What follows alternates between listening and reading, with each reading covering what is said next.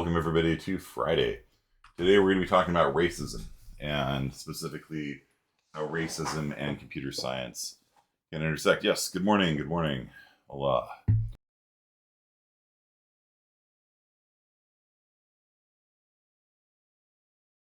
Controversy in America, and a big part of the reason why it's controversial is because people use different definitions for racism. So, uh, I think that when you look at the data, especially, you'll see that like the numbers have actually gone like pretty good on racism in America. Like if you look at the trend over time, the amount of people that like support interracial marriage has gone from like very close to zero to like probably very close to 100% by now. But it's still a very contentious topic, especially with the death of George Floyd and all the Black Lives Matters and all this kind of stuff. It's a very hot and very emotionally laden topic. And so it's really important to understand that people that have a different political orientation than you probably have a different definition of racism than you. And that's one of the reasons why the discussions don't seem to go anywhere a lot of times. It's all too easy to just write somebody off as being like racist when it could be they are a person of good character and they care about these issues. They are just using a different definition than you. Okay, so I'm going to give you guys three definitions for racism. The first one here comes from the United Nations. So the United Nations definition is the belief that one race is superior to another. Usually your race, whichever one that is better than other people's. And I think most people would agree that that is racist. If you believe that your skin color is the best one, then most people I think would agree that it's racist. Now, the next two are the two that are kind of used here in America.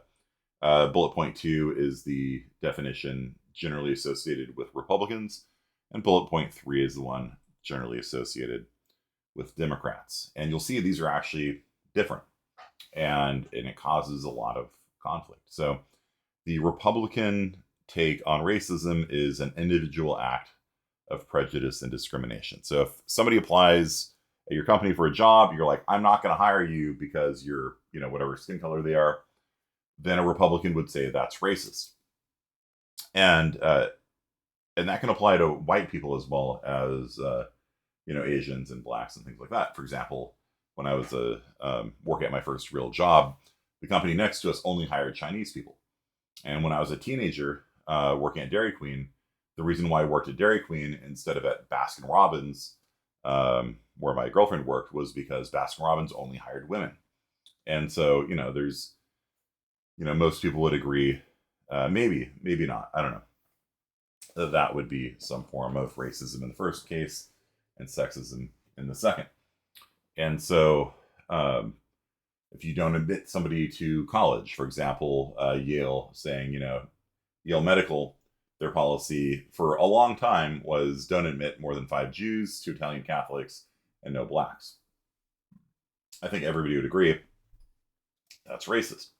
Now, the third definition here is the one used by, again, broadly speaking, and there's, it's not like you're limited to one of these definitions. Most people would agree, the first one, for example, is racist. The modern Democrat Party, though, is using a definition of disparate outcomes. So, for example, if you have a school district and the white kids are succeeding and the black kids are failing, then that would be considered a racist school district, even though the teachers themselves aren't using the N-word and aren't like overtly discriminating against people. If you have the same people coming in with the same stats, coming in, and then different racial groups getting different outcomes as a result of it, then they would say that that is a racist system. It's systemic racism. You'll hear this term a lot in Washington, D.C. and things like that. Systemic racism. And so one of the reasons why the issue is contentious is because these can conflict, right? So, for example, a Republican might look at it and be like, look, the learning's online. Like, it's not even possible for a teacher to discriminate. Everybody has full access to the videos and the quizzes, they're, like, it's fair game for everybody, right? It's completely fair. There's not even an individual interaction, right? Like, it's just, here it is, here's YouTube videos, watch them, take the tests. And then a Democrat might say, well, no, it's still racist because if you look at the racial groups, they're having different outcomes.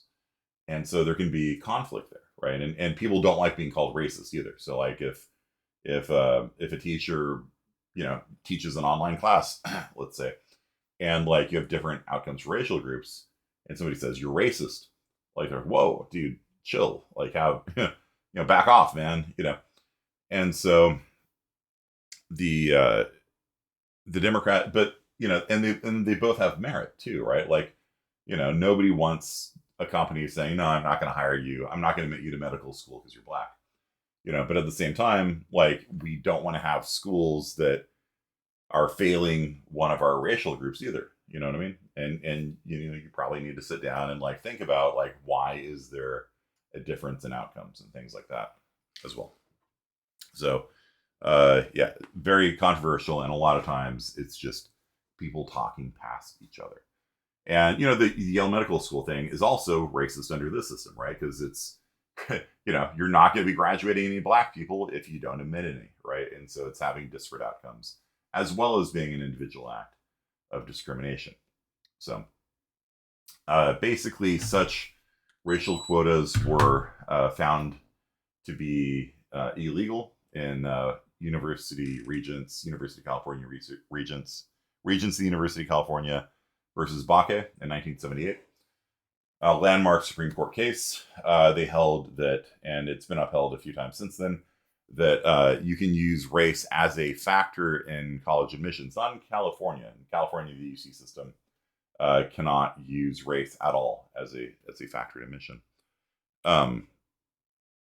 But in the Bakke decision, they ruled you cannot have racial quotas. Racial quotas are unconstitutional or illegal under, I think, Title VI of Civil Rights Act, something like that.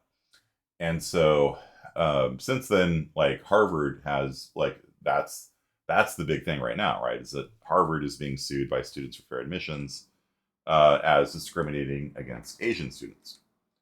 And so the Supreme Court took up the case and heard arguments, I think, back in October of last year. And so, any day now, maybe by the end of this semester, maybe by the end of summer, we'll have a new Supreme Court ruling on the use of race in college admissions. And I'll have to change this slide. This is one of the reasons why this class is so interesting, is because you've got new stuff happening all the time. And you can't just, like, stick to the same old slides over and over again. So, yeah, the principle, though, guiding us for the past 44 years, though, is you cannot have racial quotas. You cannot say this school should admit 18 black people and 5 white people, and so on and so forth. The principle has been race can be a small factor, but not a determining factor in admissions. And in California, we can't use race at all, at least not the University of California system. So, Governor Newsom, though, a few years back during the pandemic, he and the legislature reintroduced quotas, this time at the corporate level. So they basically were upset that a lot of corporations didn't have any women on their boards. And so they passed a law saying that 30% of all people on corporate boards, the board is, like, kind of what runs a corporation, right? If you're a member of the board, then you, like, vote on who gets to be president of the company. Like, it's above the president. And they ruled that 30% of people, they passed a law saying that 30% of people on a board can't be a white man, basically. And this was found to be unconstitutional as well a year or two ago, because, again, quotas are not, allowed. So it's still out there, like the notion of quotas and the notion of race-based admission and things like that. It's a very hotly controversial topic. If you go to Harvard's, let's see, there's Regents, the University of California versus Bakke. Let's see, there we go. Okay. So you got Students for Fair Admissions and you've got Harvard. And so Harvard is kind of upset being called racist. And so Harvard says it does not discriminate against any applicants from any groups. Its application process. We vigorously defend the right to seek diversity. They have fact checks. You can read Harvard's side on the thing. It's ignoring data, da da da da. So you can read Harvard's thing. I'll post this on Discord for you in case you're interested in that. Students for Fair Admission is the people suing Harvard, and you can read that. As always, when you're a critical thinker, you should read what both sides on the case are saying about the matter. And so you can read the different, facts that each side is presenting on it. I'll also post the Bakke decision because that's probably the most important one as well. So you guys can read that at your leisure. It's, something happening right now. So to go back a bit, like the whole notion of a human race is itself racist. And it's ironic because like all of the terminology that we have to describe racism actually comes from racist pseudoscientific literature from like the 1920s and earlier. So I'm sure you guys are all familiar with the 5 colors of humanity. We talk about white people, brown people, yellow people. We had the Washington Redskins football team that had to change its name because it was considered racist to be called the Redskins, right? And black people, obviously. And so the problem, though, is that the term race itself has a meaning in science, and that means a genetically distinct subgroup. And the reason why we call the different skin colors of humanity races is because back in the day especially, there wasn't, like if you look at the stats on like intermarriage and things like that, it was quite low. But also like, some people like hypothesize that humanity sort of evolved independently of each other, right? And we were actually sort of like different races. And we know that's wrong, right? Like, it's basically just a difference in melanin. There are some regional differences in genetics and things like that. But basically, the notion of humanity having different races is itself racist. Humanity is one race. There are no genetically isolated subgroups of humanity. Like all humanity can breed with each other. And the UN rejects the notion that there's races in humanity as well. Which is why you'll hear me use the term skin color, because that's essentially what it boils down to, is how much melanin you have in your skin. And again, there are some regional differences in genetics as well. And the 5 colors of humanity is also itself like here's some, you can see the white people have skyscrapers and the black people have spears and shields and things like that. Like you can kind of see what the people are. The people who came up with this notion, you can kind of see how they're stereotyping people pretty obviously, I think, from these images. There's also an important terminology here on the concept of ethnicity. And so in America, race and ethnicity are 2 different concepts. Race is skin color. It's, essentially one of the 5 colors of humanity, for whatever worth that is. And then ethnicity refers to country of origin, of your, not necessarily where you're from, but like where your ancestry is from. And this is a really dicey problem because like you have more than one ancestor, right? And so like in America, the only ethnicity that we track is Hispanic, by and large. And so if you have ancestors that came from Spain, you're Hispanic. And so you can be a white Hispanic or you can be a black Hispanic, right? Like I'm going to be teaching Latin dance tonight, and a lot of Latin music is Afro-Caribbean music, right? And so those people would be categorized as black Hispanics because they have dark skin color and then their ancestry came from Spain. Just to make it confusing, though, in the UK, race and ethnicity are the same thing. So, don't think that these terms have some sort of inherent, difference. It just kind of depends on who you're talking to. And what's really important is that, like, how you put the ethnicities into the 5 colors of humanity has shifted a lot over the years. So, for example, if you're talking 100 years ago, Italians wouldn't be considered white. Irish people wouldn't be considered white. Slavs wouldn't be considered white. Um, I had an ancestor that was described as having dark skin, and my parents got a DNA test, and because we didn't know where the guy was from, and we're like, okay, like I was imagining like maybe Native American, African American, and it turned out nope, Slavic. So it was scandalous for one of my ancestors to marry a Slav, from Eastern Europe because they have dark skin. It's like, really? Okay. Not what we were, like, all right.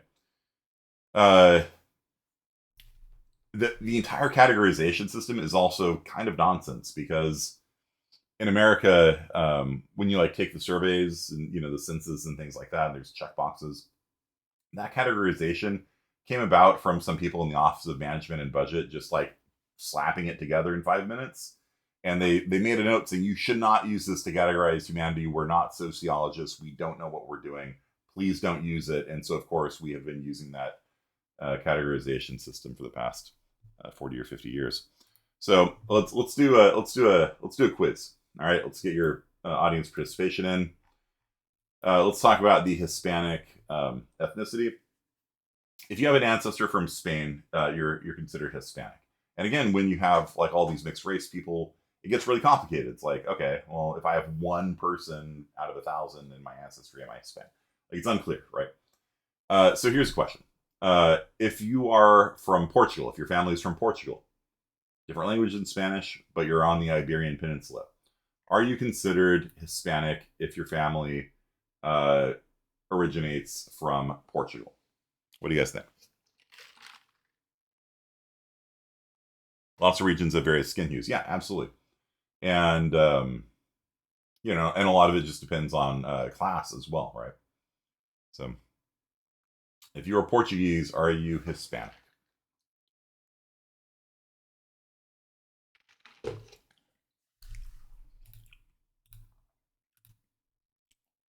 We got one vote for no, one vote for yes.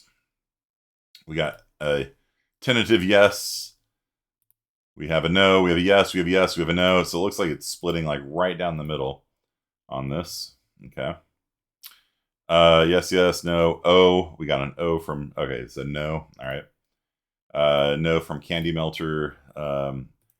So, legally speaking, and I have no idea what the actual answer is because again, these things are like very nebulous concepts, right? Like if you have one ancestor from Spain and one from Portugal, like I don't know, I have no answers for you on this. But yeah, legally speaking, if you have ancestors from Portugal, you qualify for a Hispanic scholarship in America because you are from the Iberian Peninsula. So even though it's not Spain, in America, Hispanic includes Portugal, apparently. A judge had to rule on that. But remember, judges have also ruled that action figures are not dolls. They're legally separate. G.I. Joes are not dolls, they're action figures.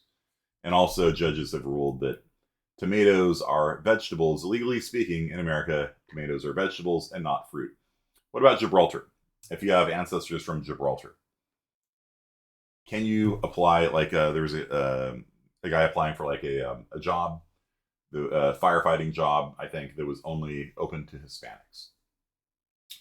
Can you apply if your ancestors are from Gibraltar? Gibraltar is on the southern tip of Spain right here. You got the famous Rock of Gibraltar right here. It's a big rock, Sound like Morro Rock, What do you guys think?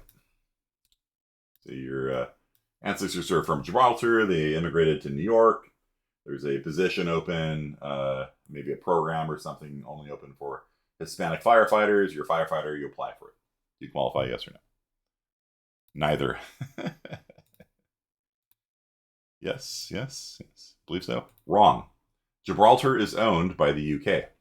So even though the genetics are, basically no different from that of Spain, and the people there speak Spanish and so on and so forth, if you are from Gibraltar, you are white. You are not Hispanic. You are a white, non-Hispanic person in America, and you are barred from applying for Hispanic positions. Okay, what about if you are from Iran?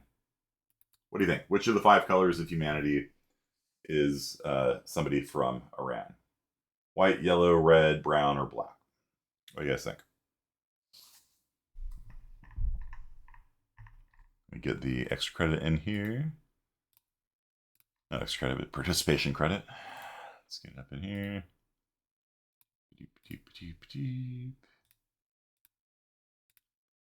Thank you for participating. 4 votes for brown. Okay, brown. Okay. A bunch of votes for brown. All of you guys are wrong. So white is the answer we're looking for here. White. The Caucasus Mountains are right here. So they're Caucasian. White is the answer we were looking for. And so in fact, because this is not beneficial from like a, if companies are hiring people of color, a lot of people have been trying to get a new racial category put in called MENA, Middle Eastern, North Africa. And however, right now they're considered white. So, true story. What about India? What about India? What racial categorization? And again, these racial categories just came from some people slapping some things together in 5 minutes. And you should not take them too seriously, even though like it's the legal reality. Again, it's kind of like when people said social security numbers should not be used as an ID number, and then everyone used it as an ID number, despite it oftentimes being illegal to do so. So, a large spectrum of people would say brown, even though they're Asian. So, prior to 1970, Indians were considered white in America, legally speaking. So, India was considered a white country up until 1970. And then they're recategorized as Asian. So take that for what it will. Yep. The Indian subcontinent is kind of like smushing up into Nepal and things here, but it's kind of its own continent. It's not exactly Asia, but it kind of is. I don't know. Like I said, I got no answers for you. What about I don't know, Pacific Islanders? What do you think? White, yellow, red, brown, black. What do you guys think? Somebody from Ant. Oh, that's a cool name. Ant Atoll. It's neat. It's a good name. Do we have any pictures of it?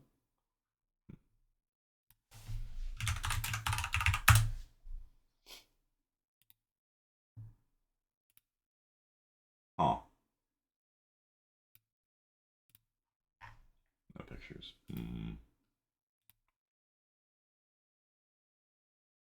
Interesting. Cool. Yeah, so that would be brown is the answer we're looking for. So yeah, and if you're like, wait, what? Yeah, exactly. If you're asking for it to make sense, you shouldn't expect it to make sense, because the people who made the categorization system said this doesn't make any sense. So like, don't get too twisted over it. All right. So one of the important things to understand is that racism has actually gotten better in America, and quite contrary to the way that it's portrayed in the media, right? Because there's basically only 2 ways it's portrayed in the media, right? Bikini Atoll would be transparent, right? It's the what is it the nuclear testing site. So I think everybody was like forcibly removed from it. It was actually quite tragic, but yeah, you're talking about like the Fallout universe or something like that. So there's only really 2 ways that racism is portrayed in the media, as far as I can tell. One is that racism is everywhere, and the other is that racism doesn't exist in America anymore. And I don't find either of those to be particularly accurate. As a critical thinker, what you want is to find primary resources and get actual data and look at the data and predicate your beliefs on the data.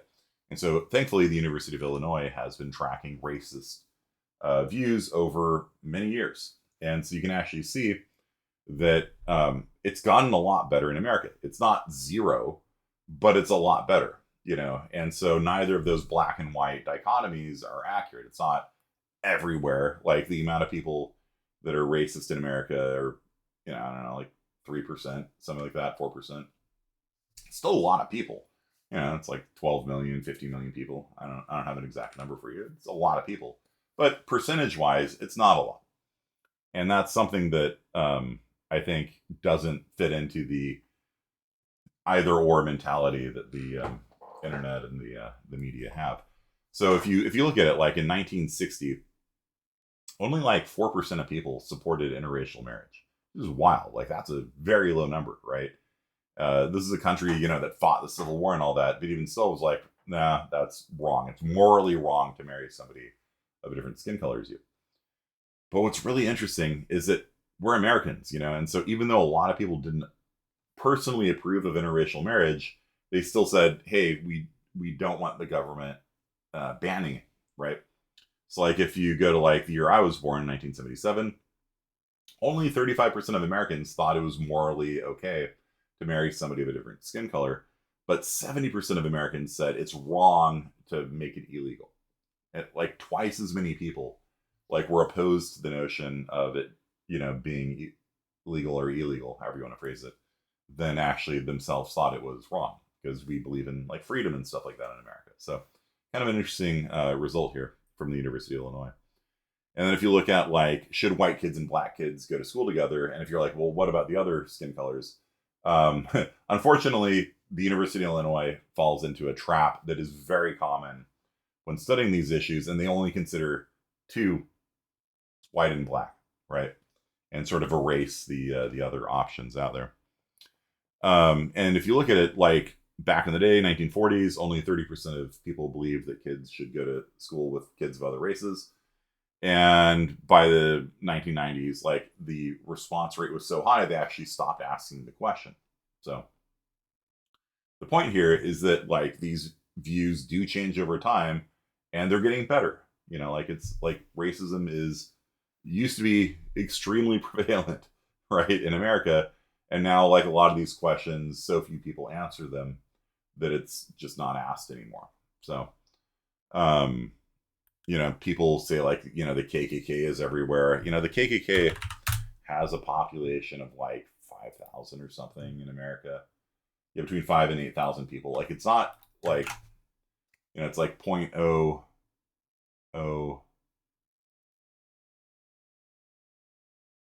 I think, if I'm doing the math right, of America. Very small fraction. Very, very small fraction. Still there, right? It's not zero, like Fox would have it to be. Still there. But it's also not in the numbers that like, you know, the other media outlets would have it be. Stereotypes are also getting better. Whites are more intelligent. Whites work harder. You can see those stereotypes are changing quite a lot just over the last, you know, 20 or 30 years.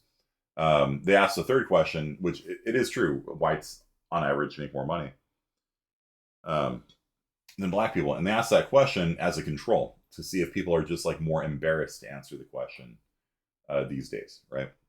And in fact, the answer is yeah. Like about 10% less people want to say that because it makes them feel uncomfortable to check that tick box, you know? So that's kind of a control to see what of the effect is an actual, you know, perception and reality kind of thing. Another very interesting thing to look at is the difference in perception of discrimination between white people and black people. And this is all prior to the Black Lives Matter, George Floyd protests and things like that. So I would expect they would be different now. I don't have any more recent data than this, though. So notably, like if you ask black people, the solid lines are black people, the dotted lines are white people. If you ask black people, have you been unfairly treated? Are blacks in your community treated less fairly than whites by police? You will see 75% say yes. But if you ask white people, 35% say less. So there is a very strong difference of perception on the issue between white people and black people. And, you know, just on my own, you know, personal case, every single one of my black friends has had some sort of negative encounter with police. Pulled over on spurious grounds, that kind of stuff. Driving while black, that sort of thing. And if you don't see it, you don't see it yourself. Like, you know what I mean? And so that's why there's this discrepancy in perception. That's also why the data is so interesting and important for people to understand, because this is how you can understand people who are different from you. And so rather than being acrimonious and like, it's a very emotionally charged like issue, right? And if somebody levels a claim of racism against you, like it's like worse than being a murderer, right? So it's important to understand the facts on the matter and to gain perspective just by looking at the numbers. And I trust the numbers a lot more than I trust analysis on some news channel. But like the University of Illinois made a mistake, like I said, which is they boil race down to just black and white. It's literally black and white thinking. It's literally the black and white fallacy. It's a false dichotomy. And this like actually pisses me off, because like I was working with Calexico. Does anyone here know where Calexico is? And this notion that there's only white people and black people in America, which ignores Chinese people and Japanese people and the discrimination they suffered. Like the Chinese Exclusion Act lasted for 70 years. The only way you can get in if you're Chinese was if you were a minister, a diplomat, or if you had family in America already, which led to Chinese people, which predominantly came from like Southeast China, Hong Kong kind of area, creating paper sons and daughters where they would come over and be like, yeah, I've got 13 kids back home. And they would like, say I've got, Bob and Jim and Sally and Timmy, and then they would sell the right to be their kid. And so their kids would come over, and they would come over Angel Island in San Francisco. And the immigration people would ask them like, all right, tell me about your village back home. What are the names of your brothers and sisters? Where is your bed inside of the house? Where is the local store in town? How many houses are in your village back home? And so when people were coming in, these paper sons and daughters would study the village of their father and memorize all the details. And then when they came in under the Golden Gate Bridge, you'd pitch it in the San Francisco Bay, and then they would have it memorized for the interview with the immigration officers. And so, this was a thing for 70 years. Like, we basically didn't allow Chinese people into the country. Japan sort of had a less formal, but still pretty strict immigration restriction. Of course, we had Japanese internment during World War II, where Fred Korematsu, sued over it, saying, look, it's not right to imprison people just because of their ethnic background. And the Supreme Court upheld it. The Supreme Court said, yeah, in a war situation, you just throw everybody from Japan in jail, even if they didn't do anything. So, there's been quite a lot of, things other than, the white and black dichotomy. And so to go back to the story here, I was working with Calexico. I guess nobody knows where Calexico is. So Cali, California, Mexico, Calexico. It's on the border of California and Mexico. The city on the other side of the border is Mexicali, Mexico, California, Mexicali. So there's Calexico, Mexicali. It's kind of a funny name. It's one of the busiest border crossings in California. So a lot of trucks go through there rather than through the border crossing in San Diego, which is a horrible traffic nightmare. As somebody who grew up in San Diego, like,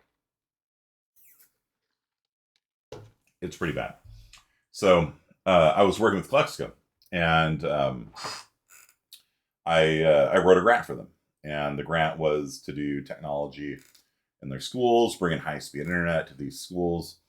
And Calexico has very high levels of English language learners.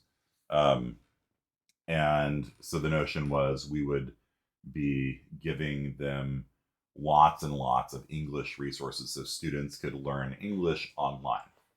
So bringing in lots of money, lots of support, basically just flooding the district with like so many opportunities for students to learn and train and practice English.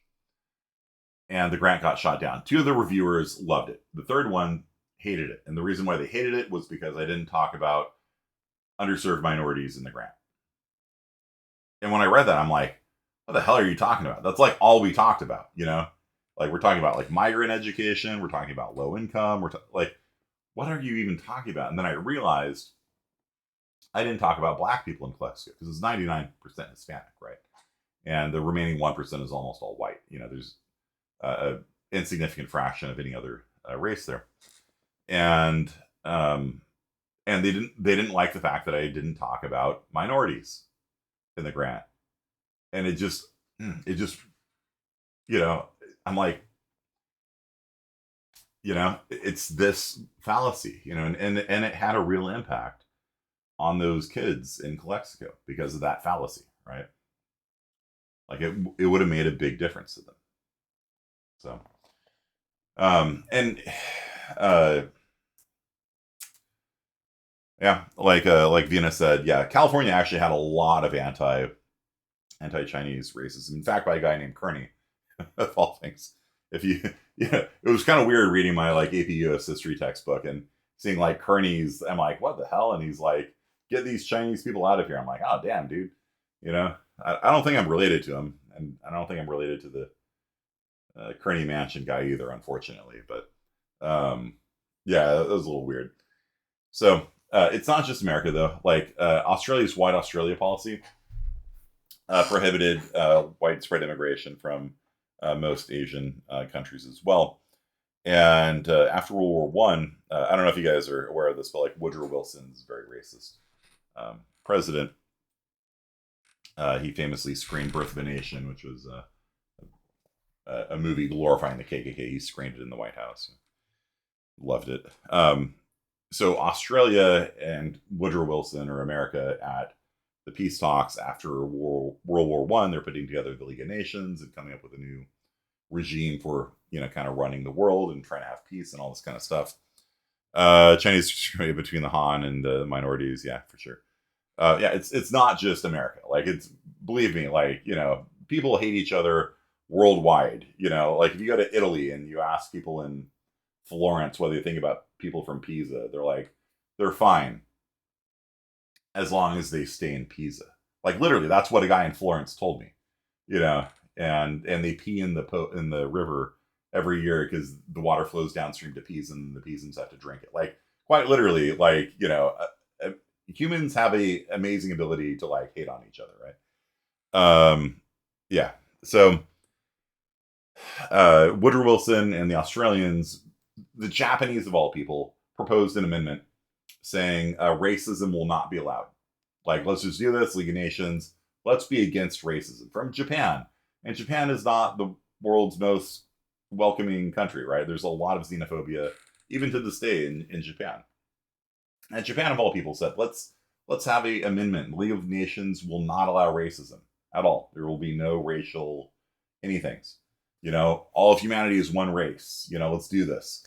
And everybody was voting for it, but Woodrow Wilson used his veto power to not allow the vote to be called on the influence of the Australians. The Australians really didn't want this because they were racist as hell.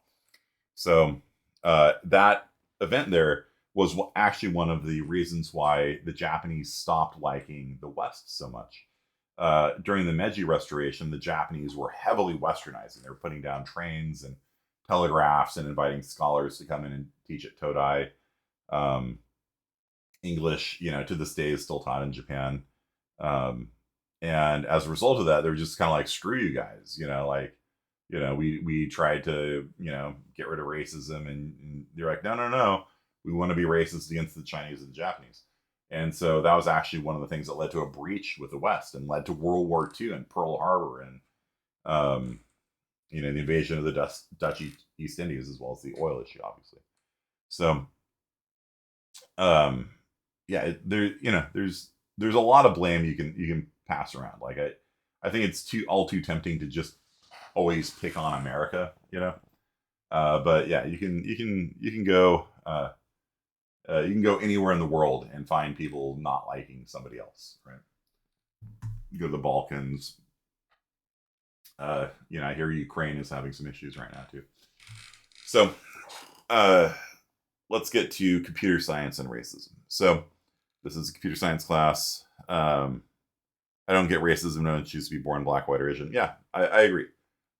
I agree. So, computer science oftentimes has the patina, especially if you have a program, right? And so let's say you write a program to assist judges in determining if somebody should go to jail or not, right? So you sit a person down, you do an interview with them, you write down their age and like their crime, and hey, do you feel guilty about it? You go through this interview, you score the thing, you put it into the system, and then when the judge is sentencing the convicted defendant, the defendant's just been found guilty of a crime, some sort of felony. The judge has the ability to give them between 10 and 20 years or whatever. A lot of places use this program called Compass, and you feed that survey data. Somebody has interviewed the defendant, typed it all in, punched into the system, and the system will come back with a recommendation of 17 years or 10 years or 20 years. And in a lot of cases, judges will just, all right, 17 years it is, boom, And so the thing is, like, when you have a computer science program, it has the appearance of being neutral, right? Because computers don't have biases, right? Like, computers aren't racist or prejudiced. They're logical machines that do math, right? So they can't be racist. And the trouble with that is that like, programs are written by humans, A, and B, there's still a lot of ways for disparate outcomes to work its way into the system. Like last time we talked about how, like, when you enter zip code in, then the programs can end up being inadvertently racist because it can infer things from zip codes and things like that. Even if you don't have race as one of the questions on the survey. And so the Compass people have said that their system is racially neutral. It doesn't have any disparate outcomes. There's a publication called ProPublica that did an analysis of Compass, and they say that black people are twice as likely to be classified as high risk, right, of recidivism. So recidivism is when somebody commits a crime, you let them out, they commit a crime again. And if somebody's at high risk of being a recidivist, then you want them in jail longer because then they're not going to commit another crime immediately, right? Whereas somebody's at low risk of recidivism, that means they're going to be like, oh, shoot, I messed up. I'm going to work better in the future. Those people you want to let back out into society and reintegrate them into society and rehabilitate them and all that kind of stuff. So the computer system supposedly was able to tell from these surveys that they would fill out who is more likely to recidivize and not. And so the ProPublica study saw that black people were twice as likely to be improperly classified as high risk. So what they did is they looked at people after they came out of prison and said, did they commit a crime or not? Were they classified as low risk and immediately committed a crime? That would be a false negative. Were they classified as high risk and didn't commit a crime? That would be a false negative. And so they did kind of a statistical analysis, and they found that black people were twice as likely to be misclassified as high risk, and white people were twice as likely to be misclassified as low risk. That said, I've gone through the ProPublica study in detail, and I think their methodology is actually wrong. So don't take this necessarily without a grain of salt. They started the clock on recidivism differently from how the Compass people did it. The Compass people said, when you release them, see if they commit another crime within something like a year or two. The ProPublica people said, see if they commit a crime with a clock starting while they're in prison. And so if you throw more people in prison, they're less likely to recidivize, and you'll get a false negative or a false positive on it. And so I think that their study is actually not methodologically valid. They didn't go into enough detail on how they started the clock on recidivism for me to make an absolute statement on that. But this is like part of being a critical thinker. It's like, all these computer science professors out there are just reporting the results of the ProPublica study uncritically. I actually read the study, and then I read the methodology of the study and went through all their appendices and was like, trying to figure out how exactly they did it, because the Compass people ran an analysis that had different results from ProPublica. And anytime you have a conflict like that, where one person says one thing, one person says another thing, then that's the area that you zoom in on as a critical thinker and try to figure out why there's a difference. And from what I could tell, and I'm not positive about this, I think the ProPublica people started the clock on recidivism while the people were still in prison, which is wrong. You want to check to see if they commit a crime once they get out, not if they commit a crime while in prison, in my opinion. So, Connect was racist because it had worse recognition for people with darker skin, for sure. Yeah. Facial recognition is a big deal. I think at Tesla, I think there's a incident with like a Tesla running over somebody with dark skin, and Teslas were found to be less able to recognize people with darker skin. The ad system of Facebook allowed people to selectively advertise people of different races and ethnicities, and that's illegal. That's Trump actually got mad at them for that, or Trump's administration got mad at them for being discriminatory, so they got in trouble for that.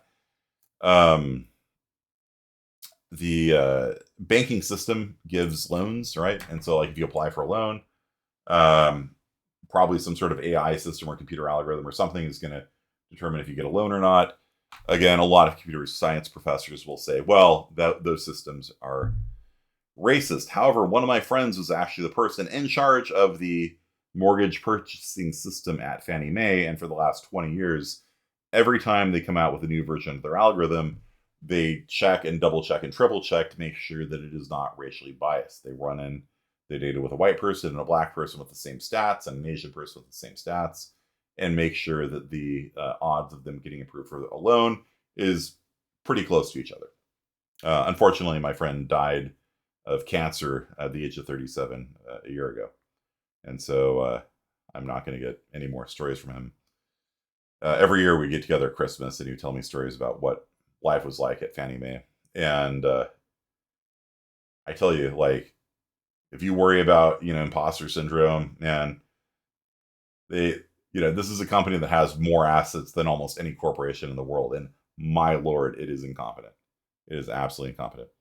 All public AIs have been racist. Yeah, we talked about Tay last time, right?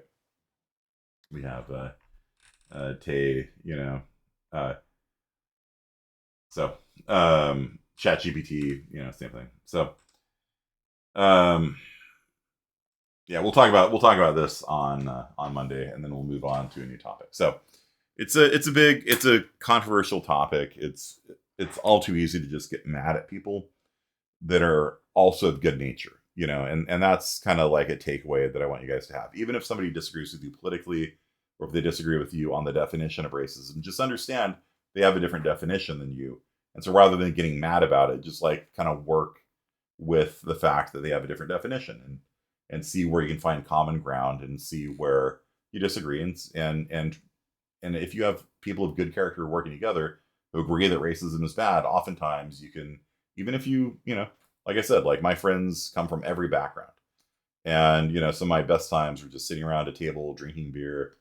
We got a socialist and a libertarian and a Republican from New York. Like, we got people from everywhere. And, just hearing them and talking to them and learning is just a great, great experience that I encourage from all of you.